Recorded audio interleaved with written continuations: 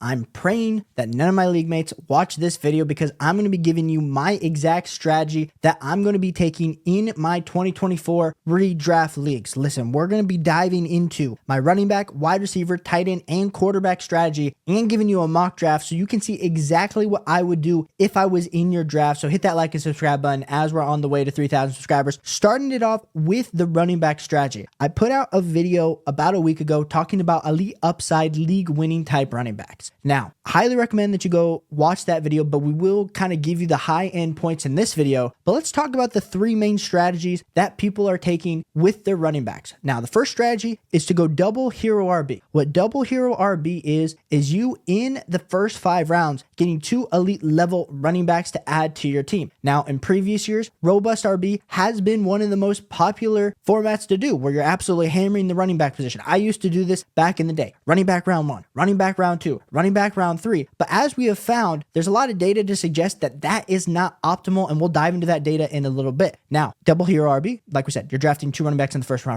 Now you got single hero RB, which is where you draft 1 elite level running back in the first 5 rounds, where you get a guy like a Bijan or a Breece Hall as your RB1, and then you forget about that position until about round 7, where you start to add on your RB2. You address the QB, the wide receiver, the tight end position on top of that. And then there's the sickos that go complete 0 RB, where that is where you don't address the running back position until post round 7. You get a ton of wide receivers, an elite level tight end, an elite level quarterback, and you say, hey, I'm going to be playing the waiver wires. I'm going to be waiting a little bit of time to get my running backs, because I do know that the running back position as a whole, the last few years has not performed up to par. So let's dive into why people would be doing these type of strategies and why, as I'm drafting running backs, what I'm taking into consideration with that elite level upside. So number one, I want to find a league winning running back. Now, the way that you find that elite level upside and that league winning running back is by trying to find somebody that has achieved and can achieve a 20 points per game threshold. If we look at the last few years, this is what's really going to be interesting. If we take a look at, like we said, we'll do the last 4 years just so that you can see. Based in 2023, we had 2 running backs over 20 points per game. We had Kyren Williams and CMC. If we don't remember, last year you had Bijan Robinson, Austin Eckler, and CMC all getting drafted in that round 1 area. According to these metrics, CMC was the only one that wasn't going to bust. We look at 2022, we had 2 running backs that had 20 points per game or more. Josh Jacobs was super close as a close third. But like we said, in back-to-back years, we've only had 2 running backs achieve over 20 points per game thresholds. We look back in 2021, we had 3 running backs with Derrick Henry, Jonathan Taylor, and Austin Eckler. Back in 2019, we had 2 running backs, CMC, Dalvin Cook, Aaron Jones was like, if you want to round up Aaron Jones, you can actually round up Aaron Jones if you like. And then if we look all the way back in 2018, so we're all the way back in 2018, ladies and gentlemen, Todd Gurley, Saquon Barkley, CMC, Alvin Kamara, Melvin Gordon, Zeke, James Conner, and Kareem Hunt. We had 8 total running backs get over 20 fantasy points back in 2018. So as you can see, the trend has kind of been that the overall upside and the elite level points per game thresholds that we're looking for with our running backs are tending not to happen. And even if we look at last year, Kyren Williams was a waiver wire ad. So really, if we're looking at the overall optimal strategy to get one of these guys, if you have to take 2 shots, but yet you're taking 2 shots in the first 2 rounds and you miss, that's a significant miss onto your fantasy football roster. Now, let's not also talk about the fact that a lot of people like to draft the wide receivers over the running backs based on that overall injury concerns. So if you take a look at this overall graph at the average games missed of top 20 running backs in ADP, if we look at the odds right here, 1.9 in 2022, in 2021, 3.75, 4 games in 2020, and we can kind of see that serious chance of injury. So around 10 to 20% overall, if we look at the average, 3 games missed since 2015, and then 19% chance of serious injury, which serious injury, that's serious. Like, that's them getting out for a significant amount of your portion of games. And that's why a lot of people, when we're looking at the overall, like why people are doing 0 RB, it's because of that, like the injury risk of your elite level running back. When we compare it to the wide receiver position, this is where you're looking at over the last, since 2015, average games missed for your top 20 wide receivers in ADP, 1.84, a 12.5% chance of serious injury. So there's a lot less injury concerns from your overall wide receivers. Now, the thing that I do want to address is right now in kind of the pockets of ADP there is with these running backs, there is the RB dead zone, which is right now around rounds 4 to round 6, if we're talking through the composite ADP. So if you are going to do a hero or a double hero strategy, which highly recommend that you do those two strategies, that you don't do 0 RB, then you're going to have to be taking 2 to 1 running back in those first 3 rounds. And so we'll definitely be showing you that a little bit later on in the PPR mock draft, but that's kind of my strategy with running backs. When we turn it over to wide receivers, like we said, we want to get guys that are not only in good offenses on the wide receiver front, but we do want to be getting guys that have exceptional league winning value. I mean, last year, CeeDee Lamb was getting drafted in the second round of your fantasy football drafts and absolutely produced crazy fantasy football points. We look at Tyreek Hill. You were getting Tyreek Hill. I know you were getting him in the first round, but you were taking him after Justin Jefferson, after Jamar Chase, some really valuable players in your fantasy football drafts. So I like to target the guys. It's a little bit easier for us to predict wide receivers on a year-to-year basis. Get an elite level quarterback, get an elite level offense. Typically, those wide receivers are going to perform, especially if they're the clear wide receiver 1, even if they are the wide receiver 2. And like we said, we saw the values that in regards to their injury concerns, you're not necessarily that concerned about some of the wide receiver injuries on a year-to-year basis. I mean, we just saw today Malik Neighbors came out with an injury. So you're a little bit concerned about them potentially getting injured too, but that's just football as a whole. If we're looking at the overall trends for wide receivers on a points per game basis, I know I showed you for the running backs. If we look back on the 2018 season, you're going to see 22 fantasy points per game was Devontae Adams. We had 5 total receivers over 20 fantasy points. If we look at 2020, we had 3 wide receivers over 20 fantasy points. If we look at 2021, you're going to see 3 wide receivers over 20 fantasy points. 2022, we had 4 wide receivers. So as much as we think, hey, there's more wide receivers getting high-end upside, like they're just a little bit safer. They perform less ideal. So if you hit on your elite level running backs in the first, yes, you're going to have such a great shot of making it really far in your playoffs and winning your championship. But it is safer too to draft a wide receiver early. So for me, like I said, I think that hero RB build is 100% what I'm doing this year, where if I can get 2 guys, like if I can get a Jamar Chase, and we'll have to see what happens in the draft, but if I could get like a Jamar Chase, Nico Collins, Devon, like that would be a great start for me in my redraft league, especially in a full PPR format. Now, moving on to the tight ends. Tight end as a whole this year feels a lot deeper than it has the past few years. The main reason the tight end position feels so deep is because it really is. If we're looking at the overall 4for4 composite ADP, we're going to see that really right now there's a clear set of like 6 tight ends that I feel really comfortable with. We've got Travis Kelce at the top, going off the board as overall tight end 1, overall player 23. We got Sam Laporta, overall 25, tight end 2. Trey McBride, Mark Andrews, Dalton Kincaid, and then George Kittle, Kyle Pitts. I actually have Kyle Pitts a spot ahead in my overall rankings over a guy like George Kittle. But I think really before, like in previous years, you'd be talking about, hey, I got to get one of these elite level tight ends. I got to draft Travis Kelce. Like last year, Travis Kelce was going at the 106. This year, you're able to actually get Travis Kelce in the second round. So not only are you getting like a whole round discount on a guy like Travis Kelce, he has the same level upside for me that he did last year. So super pumped and excited about a guy like Travis Kelce. Also pumped for Sam Laporta, Trey McBride, Mark Andrews. But I'm trying to 100% with doing this hero RB build. I much prefer to get an elite level tight end over an elite level quarterback. But if you play your cards right, really, if you do a hero RB, let's say you do a hero RB build, you could honestly get a running back, a wide receiver, an elite level tight end like a Travis Kelce or Sam Laporta. But then when we come across to the overall quarterbacks, the quarterback position this year feels deeper than it has the last few years. Now, granted, the guys at the top like Josh Allen, Jalen Hurts, and Patrick Mahomes, they've been such a points per game mismatch for those top 3 owners that get those guys in the league. But last year, Josh Allen, Patrick Mahomes, you were having to take him like in the early second, mid second. Now Josh Allen, Jalen Hurts, Patrick Mahomes, Jalen Hurts are going at the early part of the third. Josh Allen's going in the back end of the second. So ADP has slowly started to move back those elite level quarterbacks. And in turn, with the moving back those elite level quarterbacks, you're starting to see guys like Lamar Jackson, CJ Stroud, Anthony Richardson, Joe Burrow fall down the board. A guy like Kyler Murray, you're able to get in the 6th round, who I think has Konami level code upside, very similar to a guy like a Josh Allen or Jalen Hurts this year with Marvin Harrison Jr., with Trey McBride. So I think for me, if I'm doing my optimal strategy, we'll have to see how this plays out in the draft, because I am going to be drafting from the 6th overall pick, because that's what I have in my home league this year. Then you really ideally, we're doing a hero RB build. I'm getting an elite level running back, but depending on if a second, like I said,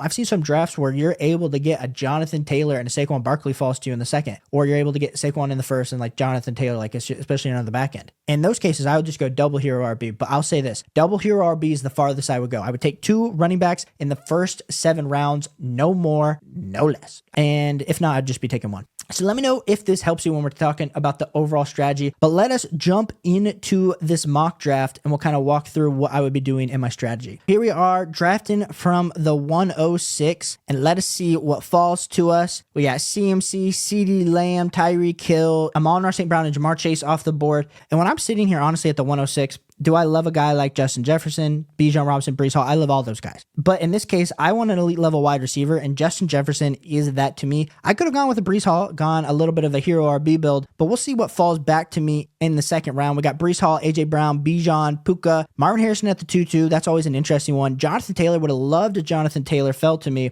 But now we're kind of on the board here. And this is an interesting spot because you kind of get put, like we said, we got an elite level tight end. You could go with a guy like a Drake London, high upside wide receiver. You got a guy like Josh Allen, but you're going to convince me on this. And people are going to say it's a reach, but I absolutely love Devon in the middle of the second. I think I have Devon right now over Kyren Williams in my rankings. That may be a little bit bullish, but going with a hero RB build with Devon, I want ultimate level upside at this position. Who can get me 20 points per game? That's going to be like a guy like Devon in this spot. And I forgot to mention this, but it's going to be 2 running back, 1 quarterback, 2 running back, 2 wide receiver, 1 tight end, 1 flex. So running back is an important position in this type of format more than another. If there's 2 flex positions, I will say wide receiver is a little bit more valuable, but it is full PPR. So wide receiver still does get this advantage. So we're sitting here in the third and there's a few different ideas for me. I like Nico Collins a lot. I honestly have Nico Collins as a back end second round pick. So you can convince me on that. I like a guy like a Jalen Hurts or Patrick Mahomes. Tight end wise, the 2 main tight ends went off the board. So I think I can wait until my next pick to get an elite level tight end. And I think we can get an elite level quarterback, like we said, in the 5th or 6th round with a guy like Kyler. So I'm going to go with Nico Collins, who I think after what we saw from Tank Dell in this overall offense, very elite level upside for Nico Collins. We could potentially get a stack with CJ Stroud a little bit later on in the draft, but we're back on the board and we saw a guy like Jalen Hurts. That was going to be an interesting one if he fell.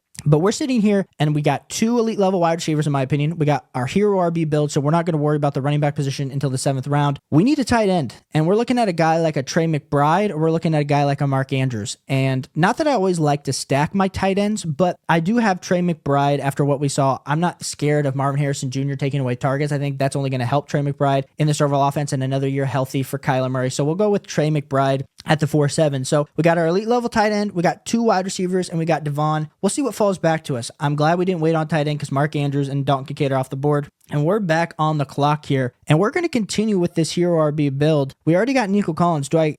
I would love to go with a guy like Tank Dell here, even if we're missing out on that stack with CJ Stroud. I know I want to get a Kyler in the 6th. That's ideally what I would want to do. So it's really between Tank Dell or George Pickens for me. If I'm going to go with George Pickens, but hear me out. If Brandon Ayuk gets traded, like I said, right now, currently at this moment, Brandon Ayuk hasn't been traded at all. If he gets traded to the Steelers, then I'm a little bit more concerned about this pick, but I am going with George Pickens. So now, if we're looking at our team, you got Devon, Justin Jefferson, Nico Collins, Trey McBride, George Pickens, a lot of upside, a lot of high-end receiving talent. We're going to be back up on the board here, and we saw Anthony Richardson go off the board. Are we going to be able to kind of wait on Kyler is the real question. Right now he's going off the board as pick 83, 100%. He'll be there at our next pick. So we are on the board, and like we said, we don't like to address the running back position until round 7, but a guy like DeAndre Swift is interesting to me. A guy like Terry McLaurin's also interesting to me, but we could go with another depth piece as well.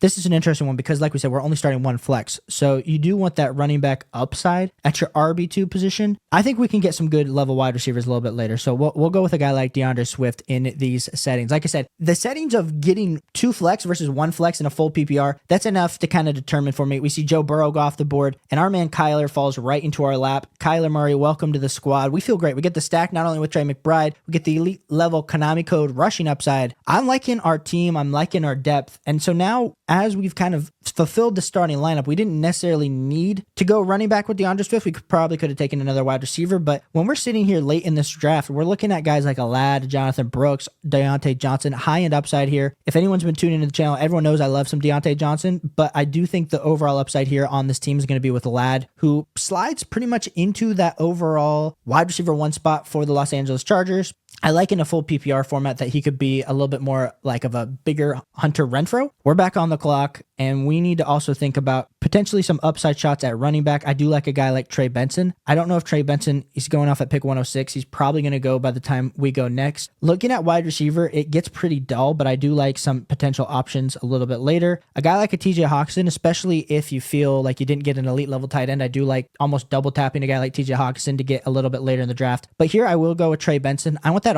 ultimate level upside at my RB3 spot. I think getting him in that draft in the 3rd round for the Arizona Cardinals, he will take over that RB2 role. And as much as we're kind of really invested in the Arizona Cardinals here with Kyler Murray, with Trey McBride, I'm really excited about this overall offense. There is something to be said about being too invested in an overall offense, but I don't feel bad about getting Trey Benson at that pick. So we're going to be back up on the clock here again. And like we said, this team is starting to kind of round out the overall roster. I'm going with a guy with Curtis Samuel as the second wide receiver that I'm taking. I think Curtis Samuel has ultimate level upside. And I know I've said that a few times, but Curtis Samuel honestly could be the wide receiver 1 for the Buffalo Bills. And I just got him in the 10th round in this sleeper league. So now we really do, like I said, I don't always, with an elite level quarterback like Kyler, I'm really cool to play the waiver wire for my second quarterback. So even though like a guy like Trevor Lawrence has fallen, I'm pretty cool just to keep it pretty straightforward and not draft Trevor Lawrence. So I will pretty much pass on Trevor Lawrence. We could go with a second tight end like Pat Freiermuth. We saw TJ Hawkinson, if we're looking at overall values, go in the 9th. I could have potentially, like we said,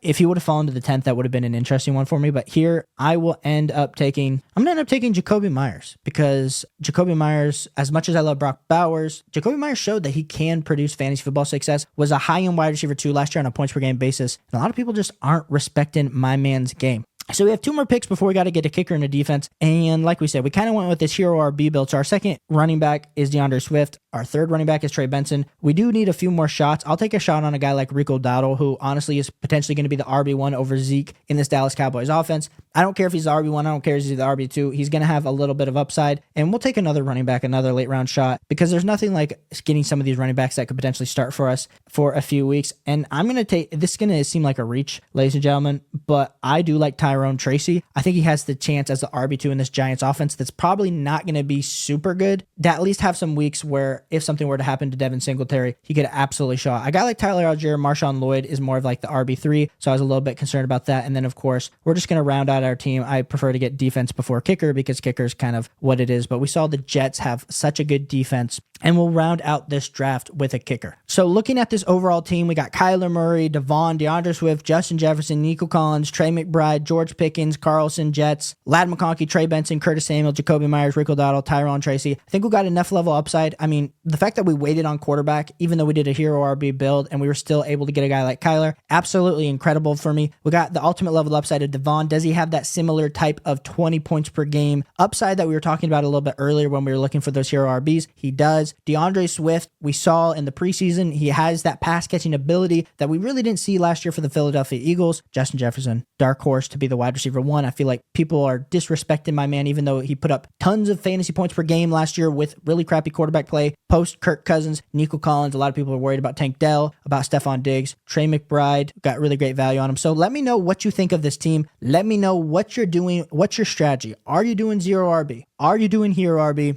Are you doing robust RB as your strategy in 2024 fantasy football? If you made it through this whole video, I appreciate you so much. Hit that like and subscribe button. We're on the way to 3,000 subscribers. I want you here in the community because we're creating the best fantasy football community on the planet. Listen, there's a bunch of great communities out there. I'm a part of those too, but have some really big plans. I want you here from the ground up. Appreciate you guys so much, and I'll catch you on the next one. Peace.